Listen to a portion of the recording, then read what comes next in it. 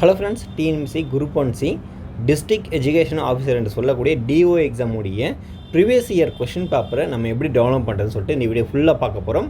அதாவது previous இயருடைய mains question பேப்பரும் with main preliminary எக்ஸாமுடைய questions பேப்பரும் நம்ம எப்படி டெவலப் பண்ணுறது சொல்லிட்டு எல்லாருக்குமே தெரியாது. ஸோ அதனால் உங்களுக்கு நான் 1 by 1 சொல்லித்தரேன்.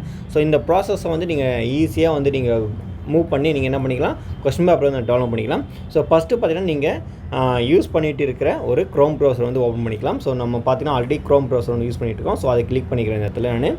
ஸோ கிளிக் பண்ண உடனே நீங்கள் என்ன பண்ணணும், சர்ச்ன்ற இடத்துல வந்து ஸோ டிஎன்பிசின்னு சொல்லிட்டு நம்ம டைப் பண்ணிக்கலாம். ஸோ டிஎன்பிசின்னு நீங்கள் டைப் பண்ணினா ஸோ பேஜ் வந்து இந்த மாதிரி தான் வரும், எல்லாருக்குமே தெரியுது சரிங்களா. அதுக்கு அடுத்து பார்த்தீங்கன்னா நீங்கள் இந்த இடத்துல ஸோ இந்த டிஎன்பிசின்னு இருக்குல்ல, இதை வந்து கிளிக் பண்ணுங்கள். இதை கிளிக் பண்ணால் உங்களுக்கு என்ன வரும்னா அடுத்து ஸோ கிளிக் பண்ணுங்கள். இப்போ கிளிக் பண்ணால் ஸோ இந்த மாதிரி ஒரு பேஜஸ் தான் வரும். இந்த இடத்துல வந்து பார்த்தோன்னா நம்ம என்ன பண்ணுறோன்னு சொல்லிட்டு இருந்தேன், கொஷின் பேப்பரை வந்து எப்படி டெவலப் பண்ணுறது அப்படி தான் சொல்லிட்டு இருந்தேன். இந்த இடத்துல பார்த்தோன்னா கவுன்சிலிங் அண்டு செலெக்ஷன் இருக்குல்ல, ஸோ இது தான் நம்ம என்ன பண்ணணும், ஸோ கிளிக் பண்ணணும். இந்த இடத்துல கிளிக் பண்ணுங்கள். இதை கிளிக் பண்ணால் அடுத்து வந்து பேஜ் வந்து லோட் ஆகும். கொஞ்சம் வெயிட் பண்ணுங்கள். ஸோ வெயிட் பண்ணால் உங்களுக்கு இந்த மாதிரி பேஜஸ் வந்துடும். இந்த இடத்துல பாருங்கள் கொஷின் பேப்பர்னு சொல்லிட்டு இங்கே இருக்குல்ல, இந்த லாஸ்ட்டில் பாருங்கள், இந்த இடத்துல கொஷின் பேப்பர்லேயும் இருக்குல்ல. ஸோ இந்த இடத்துல நீங்கள் கிளிக் பண்ணணும். ஸோ இதை கிளிக் பண்ணால் இந்த இடத்துல பாருங்கள் என்னென்ன கேட்குது. ஸோ டிஸ்கிரிப்டிவ் டைப்பா இல்லை objective type of question answer கீஸா இல்லை ப்ரீவியஸ் இயர் கொஷின் பேப்பரா அப்படின்னு கேட்குது. ஸோ ஃபஸ்ட் நம்ம என்ன பண்ணலாம்னா, ஸோ டிஓ எக்ஸாமுடைய மெயின்ஸ் கொஷின் பேப்பர் வந்து எப்படி டெவலப் பண்ணுறதுன்னு சொல்லி பார்த்துடலாம். இப்போ இந்த இடத்துல பார்த்தீங்கன்னா ஸோ டிஸ்கிரிப்டிவ் டைப் இருக்குல்ல, ஸோ அதுதான் நம்ம கிளிக் பண்ணணும். அதை கிளிக் பண்ணால் நம்ம மெயின்ஸுடைய கொஷின் பேப்பர் வந்து நம்ம டெவலப் பண்ண முடியும். ஸோ அதனால் டிஸ்கிரிப்டிவ் டைப் நான் வந்து என்ன பண்ணுறேன், கிளிக் பண்ணுறேன். நல்லா கிளிக் பண்ணணும் சரிங்களா. ஸோ கிளிக் பண்ணால் இந்த இடத்துல பார்த்தீங்கன்னா உங்களுக்கு இங்கே பாருங்கள் ஃபஸ்ட்டு இதுலேயே வந்து இருக்குது. So district education officer group 1C main written examination அது எப்போ நடந்தது சொல்லிட்டு அதனுடைய கொஷின் பேப்பர் வந்து இங்கே கொடுத்துருக்காங்க சரிங்களா. ஸோ பாருங்கள் பேப்பர் 1 வந்து எலிஜிபிலிட்டி டெஸ்ட்டு, அப்புறம் பேப்பர் 2 ஜென்ரல் ஸ்டடீஸ், அப்புறம் பேப்பர் 3 வந்து பார்த்தீங்கன்னா ஸோ ஜென்ரல் ஸ்டடீஸ் இதுவும். அதுக்கடுத்து பார்த்தீங்கன்னா இதனுடைய ரிலேட்டடாக இன்னொரு ஒரு எக்ஸாம் நடந்திருக்கும், டிஓ எக்ஸாம். அதனுடைய கொஸ்டின் பேப்பரும் நீங்கள் என்ன பண்ணிக்கலாம், இந்த இடத்துல டெவலப் பண்ணிக்கலாம். அதையும் நான் உங்களுக்கு ஷோ பண்ணுறேன். அப்படியே நீங்கள் ஸ்க்ரோல் பண்ணிகிட்டே வந்தீங்கன்னா கீழே ஒரு டிஓ எக்ஸாம் நடந்திருக்கும், அதனுடைய கொஸ்டின் பேப்பரும் இங்கே நீங்கள் ஈஸியாக டெவலப் பண்ணிக்க முடியும். இங்கே பாருங்கள், திரும்பவும் இந்த இடத்துல இங்கே பாருங்கள் post of district educational officer main written examination அப்படின்னு சொல்லிட்டு இங்கேயும் பார்த்தீங்கன்னா பேப்பர் 1 பேப்பர் 2 உடைய கொஸ்டின் பேப்பரும் இங்கே கொடுத்துருக்காங்க. ஸோ இந்த கொஸ்டின் பேப்பரும் நீங்கள் என்ன பண்ணிக்கலாம், டெவலப் பண்ணிக்கலாம். அது மட்டும் இல்லாமல் இதுக்கு முன்னாடி ஒரு எக்ஸாமும் நடந்தது. அது வந்து பார்த்திங்கன்னா ஸோ அதனுடைய கொஸ்டின் பேப்பர் நம்மளுக்கு கிடைக்குமான்னு தெரியல, பட் அதெல்லாம் செக் பண்ணிக்கலாம். ஸோ இருந்தால் நான் அதை உங்களுக்கு ஷோ பண்ணி காமிக்கிறேன், இல்லைனாலும் ஓகே நோ ப்ராப்ளம். பட் ஆனால் 2 வருஷம் கொஸ்டின் பேப்பர் வந்து நம்மளுக்கு இருக்குது, இங்கே அவ்வளோதான் கொடுத்துருக்காங்க, வேறு எதுவும் இல்லை. இது வந்து பார்த்தோன்னா ஸோ மெயின்ஸுடைய கொஸ்டின் பேப்பர் வந்து நீங்கள் டெவலப் பண்ணுற ப்ராசஸ். இதே பார்த்தீங்கன்னா நீங்கள் அடுத்து வந்து என்ன சொல்லியிருந்தேன், நான் ப்ரிலிமினரி எக்ஸாமுடைய கொஸ்டின் பேப்பர் வந்து டெவலப் பண்ணோம் அப்படின்னு சொல்லிட்டு இருந்தில்ல. ஸோ அது வந்து நம்ம எப்படி டெவலப் பண்ணுறதுன்னு சொல்லிட்டு பார்க்கலாம். இந்த இடத்துல பாருங்கள் இப்போது so previous year question paper இதுதான் சரிங்களா. இதை கிளிக் பண்ணுங்கள்.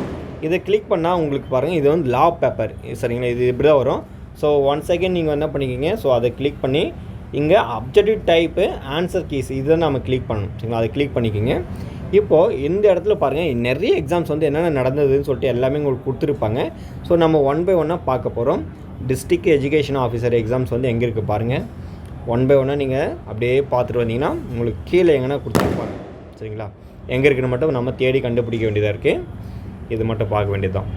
இங்கே பாருங்கள் இந்த இடத்துல வந்து கொடுத்துருக்காங்க டிஸ்ட்ரிக்ட் எஜுகேஷன் ஆஃபீஸர் இன் தமிழ்நாடு ஸ்கூல் எஜுகேஷனல் சர்வீஸ் அப்படின்னு சொல்லிட்டு இங்கே ப்ரிலிம்ஸுடைய கொஸ்டின் பேப்பர் இங்கே கொடுத்துருக்காங்க. அதே பார்த்தீங்கன்னா ஸோ இங்கேயும் டிஓ தான். இங்கே வந்து பார்த்தீங்கன்னா ஸோ நம்ம பேப்பர் 4 வந்து ஆல்ரெடி நம்ம என்ன பண்ணியிருப்போம், மெயின்ஸில் எழுதியிருப்போம். அந்த பேப்பர் 4 உடைய கொஸ்டின் பேப்பர் வந்து இங்கே கொடுத்துருப்பாங்க மெயின்ஸில். இது நீங்கள் கிளிக் பண்ணிங்கன்னா இந்த இடத்துல கிளிக் பண்ணிங்கன்னா கொஞ்சம் லோட் ஆகும் பேஜ், கொஞ்சம் வெயிட் பண்ணுங்கள்.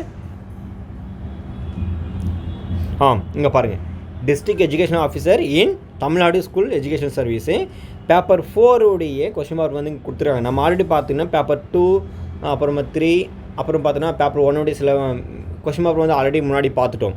இது வந்து பார்த்தோன்னா ஸோ ப்ரிலிமினரி ஆஸ்பிரண்ட் அதாவது அப்ஜெக்டிவ் டைப் ஆஃப் கொஸ்டின்ஸ் வந்து இங்கே இருக்கிறதுனால ஸோ இங்கேயும் அவங்க கொடுத்துருக்காங்க சரிங்களா. ஸோ இது மாதிரி நீங்கள் என்ன பண்ணிக்கலாம், டெவலப் பண்ணிக்கலாம். இது மட்டும் இல்லாமல் இதுக்கு முன்னாடி ஒரு டிஸ்ட்ரிக்ட் எஜுகேஷன் ஆஃபீஸர் எக்ஸாம் நடந்திருக்கும், அதனுடைய கொஸ்டின் பேப்பர் உங்களுக்கு வேணாலும் ஸோ இதே மாதிரி நீங்கள் அப்படியே ஸ்க்ரோல் பண்ணிகிட்டே வந்தீங்கன்னா இங்கே கீழே சரிங்களா கொஞ்சம் பாட்டமில் அப்படியே வந்தீங்கன்னா ஸோ இங்கே இருக்கும், அதையும் நம்ம டெவலப் பண்ணி படிச்சுக்கலாம். எதுக்காக சார் எப்போயுமே நம்ம கொஷின் பேப்பர்லாம் வேணும்னா சும்மா ஒரு கொஷின்ஸ் எல்லாம் எந்த மாதிரி கேட்டிருக்காங்க, எந்தெந்த டாபிக் எப்படி எடுத்திருக்காங்க அதெல்லாம் உங்களுக்கு தெரிஞ்சிச்சுன்னா கொஞ்சம் ஈஸியாக எக்ஸாமை வந்து கிளியர் பண்ணுறதுக்கு நிறைய உங்களுக்கு ஒரு ப்ளஸ் பாயிண்ட்டாக இருக்கும். அதுக்காக தான் சரிங்களா, மற்றபடி எதுவுமே கிடையாது. முடிஞ்ச அளவுக்கு நீங்கள் இந்த டியூ எக்ஸாம் நல்லா ப்ரிப்பேர் பண்ணுங்கள், டைம் வந்து வேஸ்ட் பண்ணாதீங்க.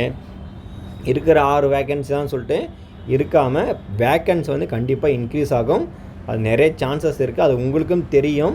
ஏன்னா எஜுகேஷன் டிபார்ட்மெண்ட்டில் இப்போ என்னென்ன ப்ராசஸ் வந்து போயிட்டுருக்குன்னு சொல்லிட்டு நிறைய தெரியும்.